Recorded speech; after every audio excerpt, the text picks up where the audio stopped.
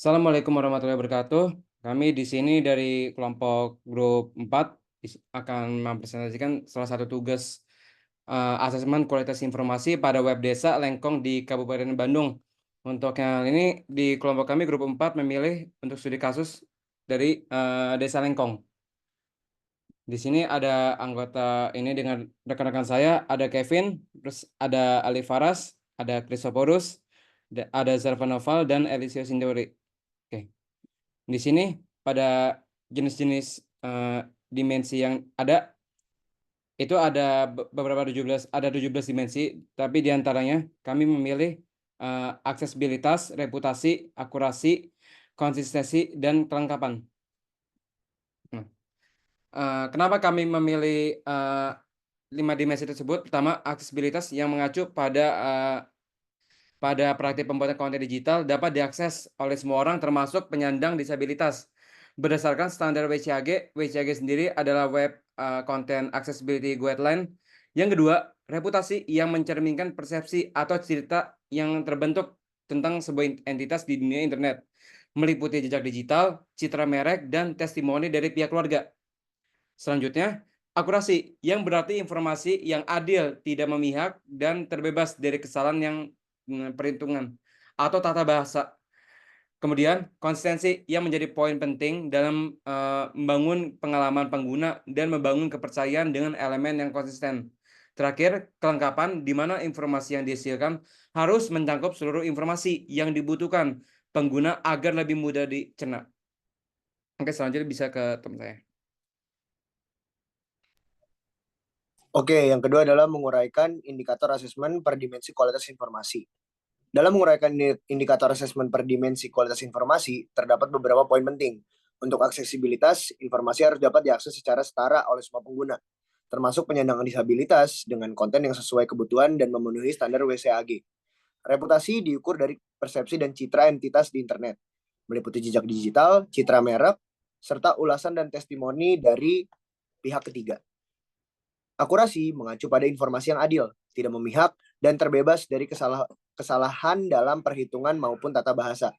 Konsistensi ditunjukkan melalui struktur informasi yang konsisten pada halaman, penggunaan istilah yang seragam, serta penggunaan data, gambar, grafik, dan elemen lainnya secara konsisten. Terakhir, kelengkapan mencakup informasi penting pada website, struktur konten halaman utama, dan ketentuan layanan yang lengkap untuk pengguna. Oke, baik, boleh dilanjutkan. Oke, untuk yang ketiga kita menyusun estimasi kebutuhan kualitas informasi per dimensi, di mana ada aksesibilitas, terus ada reputasi, akurasi, konsistensi, dan kelengkapan. Yang mana aksesibilitas, informasi yang disajikan dapat berupa teks, gambar, ataupun video, serta ada informasi yang dapat diakses di berbagai perangkat. Untuk reputasi, kita memiliki persepsi publik dalam bentuk komentar ataupun kepuasan publik yang mana bersifat positif atau negatif. Terus ada akurasi, ada 4 poin penting yang mana yang pertama ada konten dengan data yang akurat dan benar, yang kedua ada tata bahasa yang benar, terus ada kepuasan terhadap informasi, dan yang terakhir ada data yang diberikan sangat akurat dalam suatu informasi.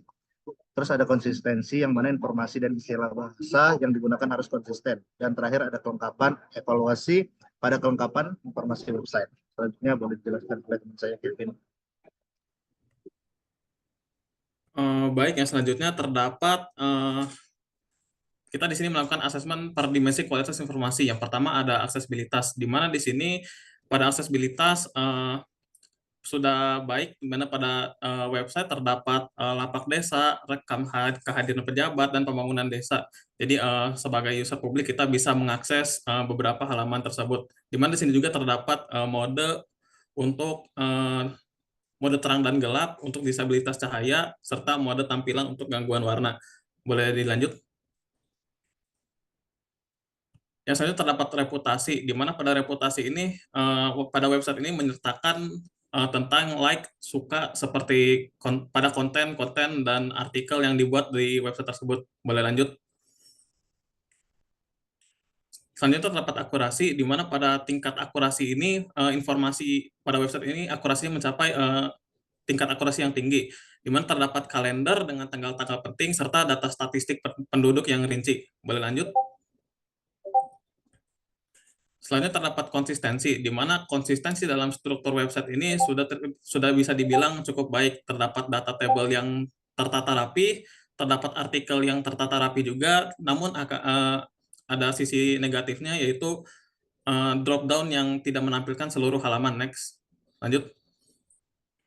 Dan yang terakhir terdapat kelengkapan, di mana kelengkapan ini menampilkan seluruh data kelengkapan yang terdapat pada website mengenai beberapa data website seperti profil pribadi website serta sejarah desa tersebut. Boleh lanjut.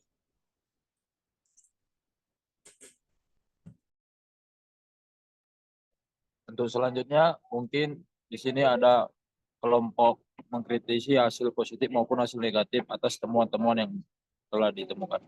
Untuk temuan ini kami memilih website Desa Lengkong yang memiliki beberapa poin positif dan negatif terkait dimensi kualitas informasi. Dalam aksesibilitas terdapat fitur mode gelap atau terang dan pengubahan warna yang mendukung pengguna disabilitas, serta transparansi data yang dapat diakses oleh masyarakat. Namun, penempatan fitur disabilitas masih kurang strategis. Nah, untuk reputasinya ada fitur suka juga, komentar, dan berbagi konten untuk membantu meningkatkan kepuasan dan reputasi. Tetapi kurangnya highlight penghargaan atau sertifikat dapat menurunkan kredibilitas dalam aspek akurasi data yang disajikan cukup akurat dan terbaru. Meski belum ada fitur penilaian untuk memastikan keakuratan konten. Konsistensi website cukup baik pada navbar dan komponen utama, namun masih terdapat beberapa elemen seperti drop-down dan gambar artikel yang inkonsisten. Sementara untuk kelengkapan informasi profil dan data desa cukup lengkap, tetapi beberapa halaman dan deskripsi artikel masih kurang lengkap. Selanjutnya. Rekomendasi per dimensi. Rekomendasi untuk meningkatkan kualitas informasi pada website Desa Lengkong itu diantaranya pertama, untuk aksesibilitas itu disarankan menambahkan fitur feedback pengguna, meredesain penempatan fitur disabilitas, serta menyediakan data transparansi pengelolaan keuangan desa. Lalu yang kedua, untuk meningkatkan reputasi, perlu ditambahkan fitur umpan balik pengguna dan mencantumkan highlight sertifikat atau pengakuan yang diperoleh desa. Ketiga, dalam aspek akurasi, lakukan verifikasi sumber informasi yang terpercaya serta pembaruan data terkini secara berkala. Yang keempat, untuk konsistensi, tentukan tujuan dan sasaran website agar kategori informasi konsisten. Lalu yang terakhir, untuk kelengkapan informasi, identifikasi jenis informasi krusial yang harus ditampilkan, serta lengkapi deskripsi pada artikel kegiatan agar informasinya lebih komprehensif bagi pengguna. Oke, dari sejumlah dalam melakukan per dimensi ini, di sini kami sudah memiliki daftar pustaka yang kami pakai, dan juga untuk sekian dari kelompok kami. Wassalamualaikum warahmatullahi wabarakatuh.